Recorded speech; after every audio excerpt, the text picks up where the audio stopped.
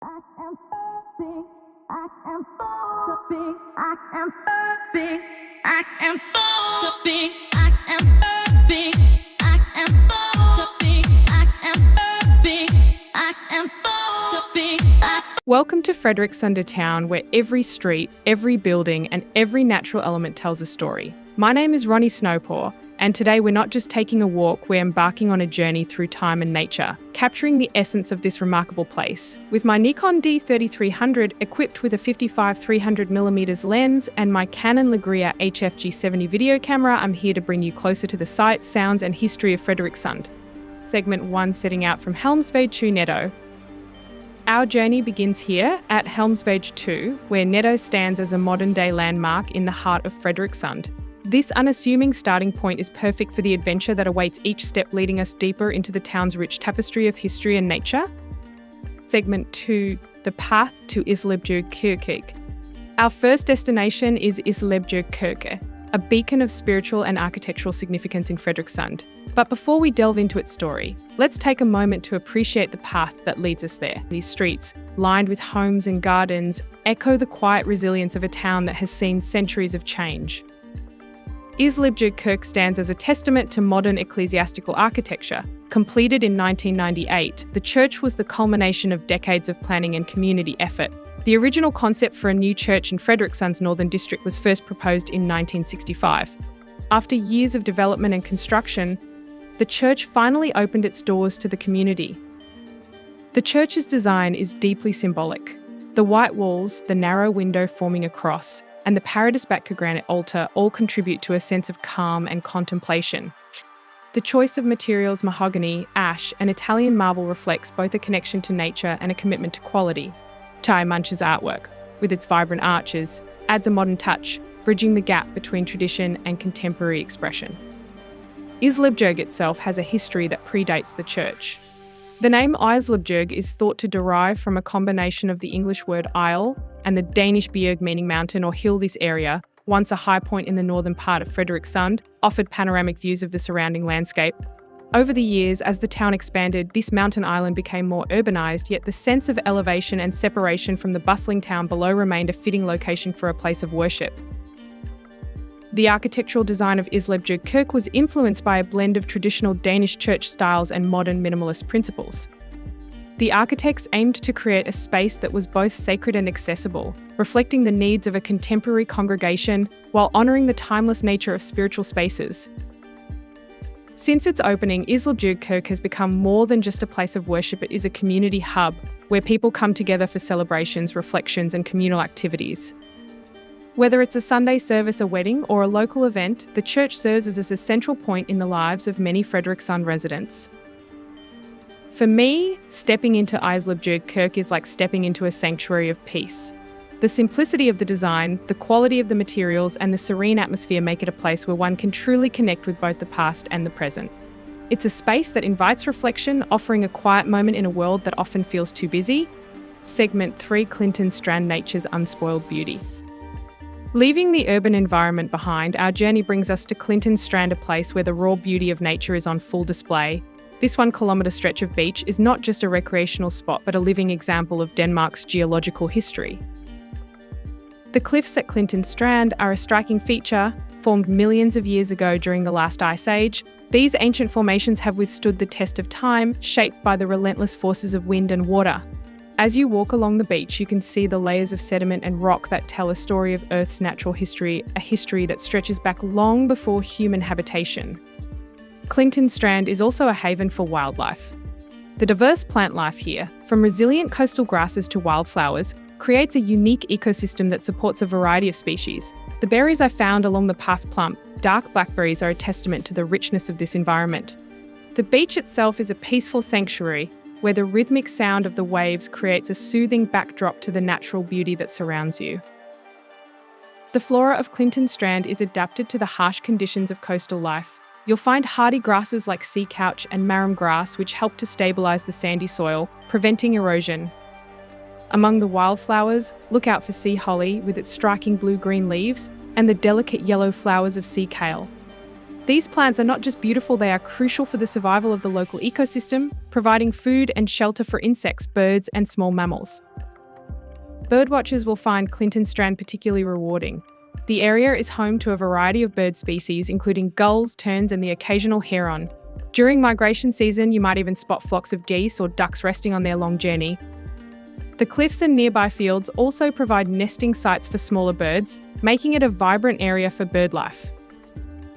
The cliffs at Clintonstrand are not just visually stunning, they are also a geological treasure trove. The layers of sediment you see here were deposited over thousands of years, each one representing a different period in Earth's history. Geologists study these layers to understand the changes in climate and sea level that have occurred over millennia. The cliffs are also a reminder of the power of natural forces, how wind, water, and time can shape the landscape in ways that are both subtle and dramatic. Cultural and historical use of Clintonstrand narrator voiceover. Historically, Clintonstrand was not just a place of beauty but of utility. For centuries, the residents of Frederikssund and nearby villages used this stretch of coastline for fishing, gathering seaweed, and as a natural harbour for small boats. The strategic location of the strand, with its proximity to Roskilde Fjord, made it an important site for local trade and transport. There's something timeless about walking along Clintonstrand. The sound of the waves, the feel of the sand underfoot, and the sight of the cliffs towering above it all connects you to something greater, something enduring. For me, this place is a reminder of the beauty and resilience of nature, a place where you can find peace and perspective. Segment 4: Roskilde Fjord, the lifeblood of the region. Roskilde Fjord is more than just a body of water, it is the lifeblood of the region, shaping the landscape, the economy, and the culture of Frederikssund and beyond. This fjord, stretching over 40 kilometres from Roskilde to the Kattegat, has been a vital artery for trade, travel, and sustenance for thousands of years. The history of Roskilde Fjord is rich and varied. In the Viking Age, this fjord was a bustling highway, with long ships sailing up and down its waters, connecting the settlements of Denmark with the rest of the Norse world. The strategic importance of the fjord cannot be overstated. It was a gateway to the sea, a route for exploration, and a shielded harbour in times of conflict. Today, Roskilde Fjord is recognised not only for its historical significance but also for its ecological importance. The fjord and its surrounding wetlands are home to a diverse range of species, from fish and shellfish to birds and marine mammals. Efforts to preserve this delicate ecosystem are ongoing, with conservation programs aimed at protecting the water quality, the natural habitats, and the species that depend on the fjord for survival. For me, Roskilde Fjord represents continuity, a link between the past and the present, between nature and human activity. Standing here, looking out over the water, it's easy to imagine the countless lives that have been touched by this fjord, from the ancient Vikings to the modern-day residents of Frederikssund. It's a place of reflection, of connection, and of profound beauty. Segment 5: Frederikssund Harbour, our gateway to the world. Our next stop is Frederikssund Harbour, a place that has long served as a gateway to the world. This harbour, with its deep ties to the town's history and economy, has been a focal point for trade, industry, and community life for centuries. Frederikssund Harbour has been a hub of activity since its establishment. In the 19th century, it was a critical point for the export of agricultural products and the import of goods from across Europe. The harbour facilitated trade that was essential to the town's growth, making Frederikssund a key player in the regional economy. As technology advanced, so did the harbour. The introduction of steam-powered ships in the late 19th century revolutionised the way goods were transported, making the harbour busier than ever. Over the years, the harbour has continued to evolve, incorporating modern cargo handling techniques and expanding its facilities to accommodate larger vessels. Today, while the nature of trade has changed, the harbour remains an important part of Frederikssund's infrastructure. One of the most iconic features of Frederikssund Harbour is its drawbridge. This bridge, a marvel of engineering, has been a vital link between the town and the surrounding areas. Watching it in action as boats pass through and the bridge rises to allow their passage is a reminder of the ongoing connection between land and sea that defines this town. In recent years, the role of the harbour has evolved. While it remains an active site for fishing and transportation, it has also become a focal point for leisure and tourism. The modern harbour facilities accommodate a wide range of activities, from yachting to waterfront dining, making it a vibrant part of the community. For me, Frederikssund Harbour is a place of contrasts.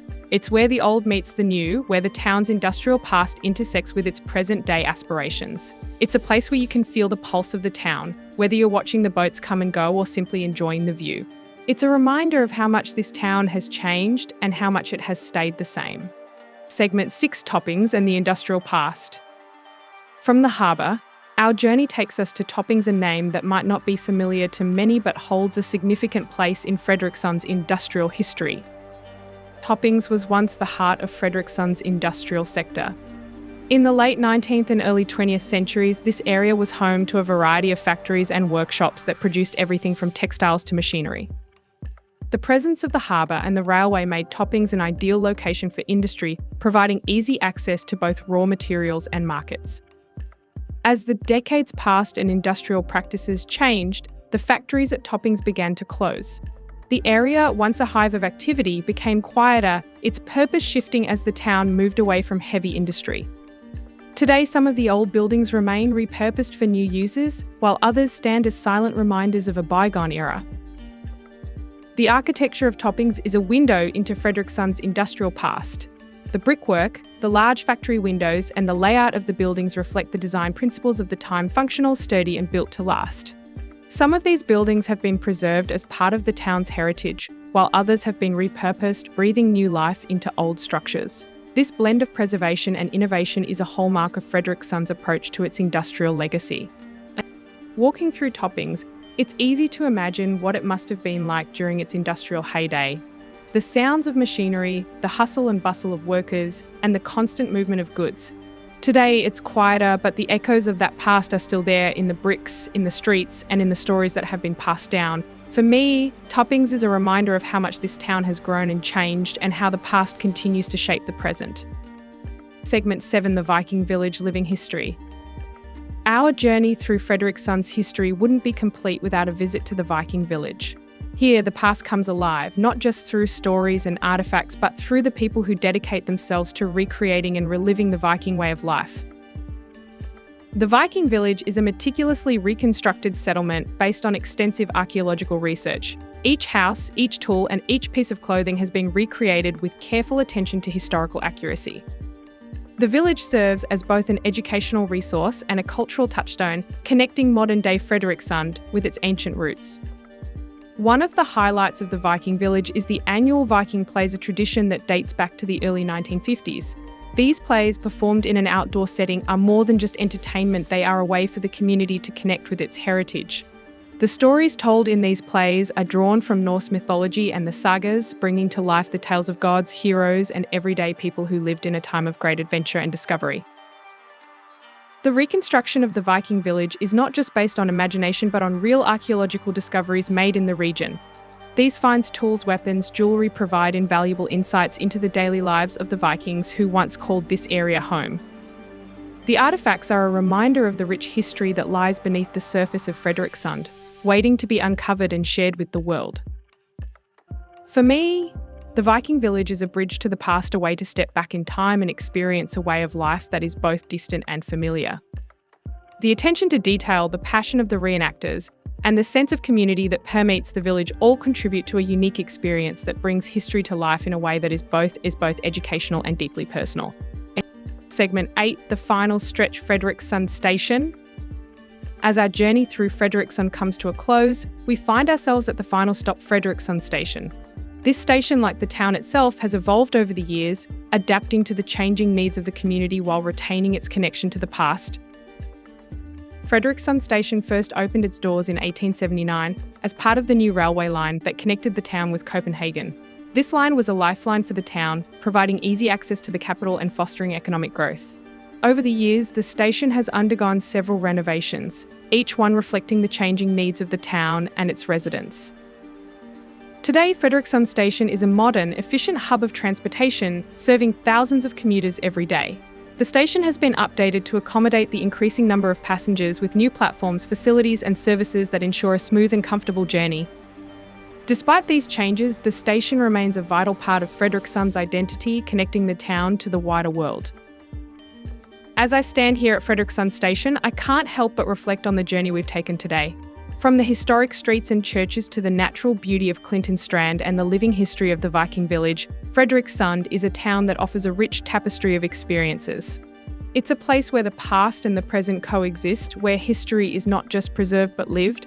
And as I prepare to board the train, I know that this journey is far from over. There is always more to discover, more to learn, and more to share. Thank you for joining me on this journey through Frederikssund.